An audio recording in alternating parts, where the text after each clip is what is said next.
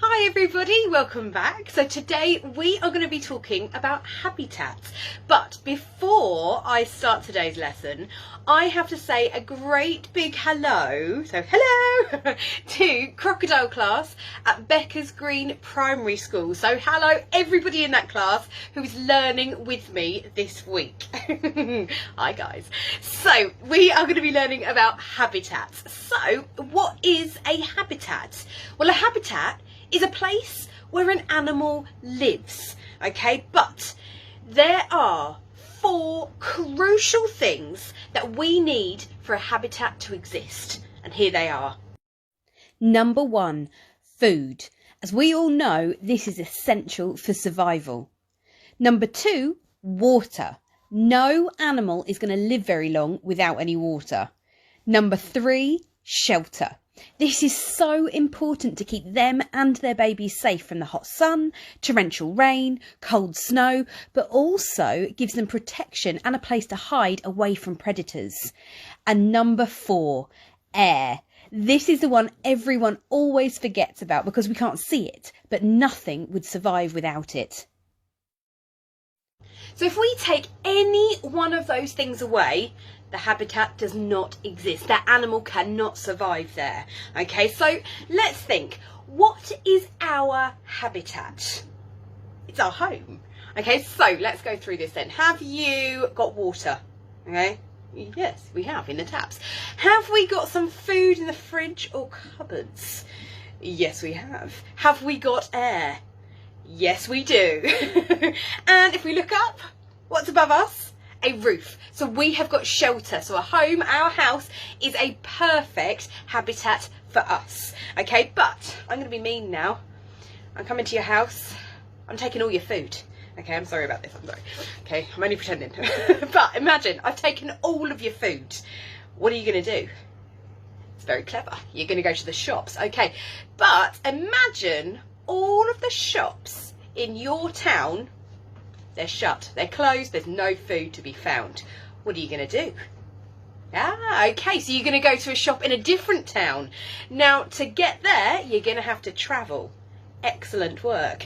You're going to have to move. And this is what animals need to do as well. So if their food or water, shelter, air disappears in their current habitats, they have got to find somewhere else to live. They've got to move.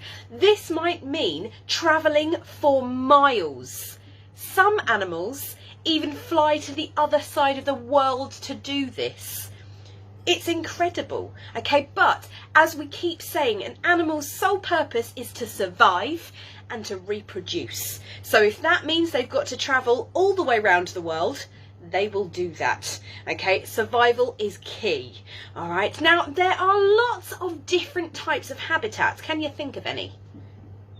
There's a good list. There's a good list. So we've got things like rainforests, we've got woodlands, we've got the Arctic, we've got snowy mountains, we've got rivers, lakes, the ocean, the sea, we've got burrows underneath the ground, we've got trees. So we've got a variety of habitats. And there's lots of animals that all live in the same habitat, and they live amongst each other and they all have their own jobs. So for example, we've got a lot of invertebrates, okay, those animals with no backbone. So we're thinking like insects, those creepy crawlies. They are going to be munching up loads of the dead matter on the floor. So that could be, you know, decomposing animals, that could be decomposing leaves and wood. They munch that all up, they're getting rid of that. Then you've got the birds that are going to be eating the berries. And by eating the berries, they're going to be spreading seeds through their poop around the place. So therefore, they are planting lots of other flowers and plants that will create food and shelter for other animals. So they've all got their little jobs.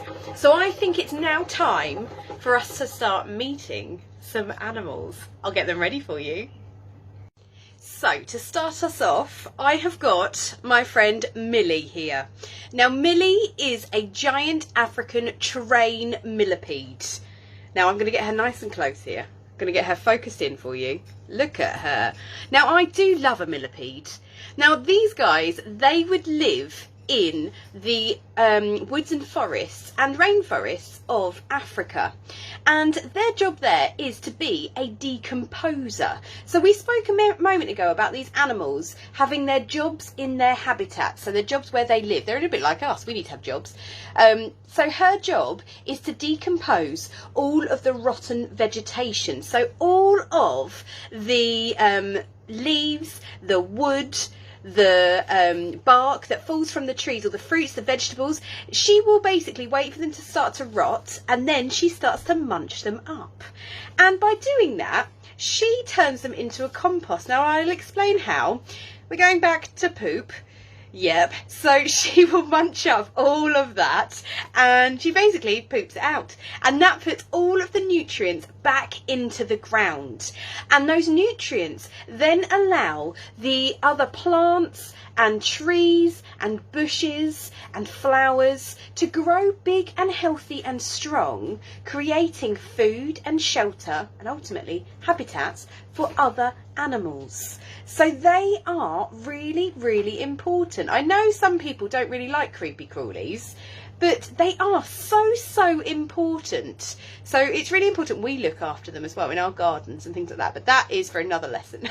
People who know me know that I can go on for ages about our little creepy crawlies and how to look after them in our gardens, but we are talking about habitats. So her habitat is the rainforest. Now, we've spoken about those 4 essential things. So we've spoken about her food, and she's going to be able to get her water through the rain. So she'll drink little droplets off the ground or in little crevices in the rocks and things like that, and rocks and logs. Her shelter, though, what's she going to use for her shelter? Now, there's going to be a lot of fallen branches, logs, and as I said, rocks, so she can hide underneath those. Now, these guys like a really, really warm, damp environment, so that's going to be perfect on the forest floor amongst all of those fallen branches. She's going to find perfect shelter for other animals. But like we've spoken about as well, in her habitat, especially in the rainforest, there's a huge amount of animals sharing that habitat. So that means where there's other animals, that means there are predators. So those animals that might want to eat her. Now, these guys, as we've just learnt, are herbivores. So they only eat plants. That means her mouth is not strong enough to give a good bite. So her defence is not going to be big sharp teeth or anything like that. What they actually do, and I have got her little friend Max down here to give a better idea of this. If they think that a predator is going to hurt them, they roll up into a little ball like this. Now, we've learned before when we spoke about our invertebrates, we spoke about exoskeletons. Okay, and that is the hard outer casing of them. So like a hard outer skin, so you can see the shiny bit. It's like armour. And by rolling up into a ball, that protects them from animals that might try and eat them. But there might be some animals that don't want to give up. So they can actually release a toxin. This is a really, really disgusting tasting liquid through each of the segments of her body, through her exoskeleton. That liquid, if eaten, can make an animal feel really, really sick. It very quickly teaches that animal not to eat millipedes. So that is their form of defence. It's very, very clever. Oh, look at her giving you a little Mexican wave with her legs there. I do just think these guys are amazing. I know some people can get a little bit squeamish with them, but they are incredible little creatures. I think she's going to give you a little wave. Oh yes, well trained, Millie. So next up, we have got our friend called JC. Now JC is a musk turtle. A little bit of a shy one at the moment, but he'll come out and say hello. Now these guys you would find living in North America, specifically in the eastern regions and normally around Florida, and their habitat is fresh water. So often you'd find them in shallow rivers, streams, you can find them in lakes, marshland, places like that. And these guys, they are known as bottom walkers. You heard me right. That is because when they're not feeling all shy in front of the camera, they will stretch their little legs out, and they can stretch really far, and they will use their legs to push them along the bottom of the river. And rather than swimming like a traditional turtle that we all kind of imagine, we imagine a sea turtle, don't we, gracefully swimming around in the water, these guys don't do that. They have, if I get him nice and close actually, you can see he's kind of got these claws on his feet which allow him to grip on the ground. You can see them better on his front leg there. There we go. And so he can grip on all of the mud and the gravel, the stones, the pebbles on the bottom of the river, and that helps push him along. He's then got a very stretchy neck. Now he's being very shy. This is not like you, JC, but he can stretch his neck right out, and he will stretch it right to the top, and he uses his little nostrils to have a little breath. Now he's giving you all a proper look there, isn't he? He's not being very polite. Not smiling or anything, JC. What's this about? Well, these guys are also known as stink pots. It's a beautiful name, isn't it? Maybe that's why he's got such a grumpy face. But the reason for that is because these guys, if they feel scared or threatened by a predator, so one of those animals that might want to eat him, they make a horrific smell, which is basically to put off the other animal, make them go away. I personally have never smelt it. I don't think I want to. Luckily JC, although he's a little bit shy in front of the camera, he's not shy in front of us, and he doesn't mind us being around him. He is giving you a good old look though, I love it. Now these guys are omnivores, meaning he will eat a little bit of everything. So living in the rivers, in the water, he's going to find a lot of fish, he'll find crayfish, he'll find worms, bugs that might have fallen to the surface of the water. He'll eat, yeah, anything really that's moving and smalling and fit in his mouth. But he'll also eat river weed and some plants, maybe some algae as well. So he is an omnivore. Now he has got a very sharp beak. His beak is his mouth. So notice how I'm not putting my fingers anywhere near his face, because that is another form of defense. He has a very strong bite, and he needs to be able to eat through the exoskeleton of all of those invertebrates that he's going to be munching down on, and also to rip that river weed.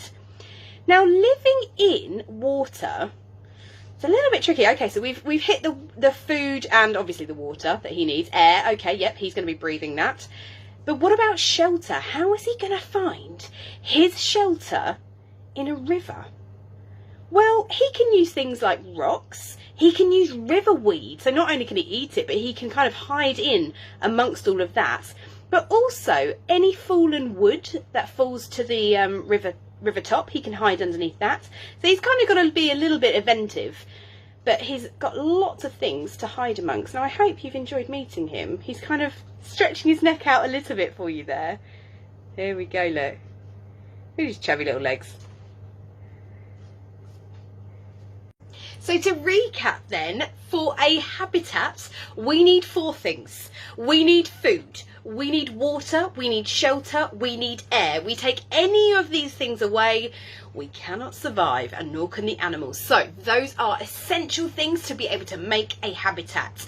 Now on Thursday, we're going to be meeting some more animals in different habitats and learning about that as well. All right, so thank you for tuning in today, and thank you for Crocodile Class, Becca's Green Primary School, for tuning in and learning. Hope you're looking forward to Thursday as well. And if you haven't already noticed, we have been taking part in our Mini Beast Challenge. If you haven't already taken part, please do so. Okay, you don't have to wait to be nominated to do it. What we've been doing, if you haven't seen any of this, is Ella started off a Mini Beast Challenge by sleeping out in her garden. So she then nominated 5 of her friends who did their own challenges. They've then nominated their friends, and it's gone from there. I did a challenge of sleeping out with our foxes, and I've nominated 5 of my friends to do it, who are slowly taking part in their challenges as well. And we're doing this to raise money for our animal care fund. I'm not going to lie, guys, things are getting a little bit desperate now. We need all the help that we can get. So if you can donate towards our animal care fund, we would be so grateful. If you can't donate, please can you share our link with all your family and friends just to spread the word, because honestly we do need help at this time. Obviously lockdown is going on for longer and longer. That means we haven't had money coming in for even longer, and our animals, they still need lots of care, attention and food. So if you can help us out, we'd be so grateful. I will leave details of our mini beast challenges down in the comments, but also our crowdfunder page as well, and if you can help us, thank you so much. I look forward to seeing you on Thursday. See you later, guys.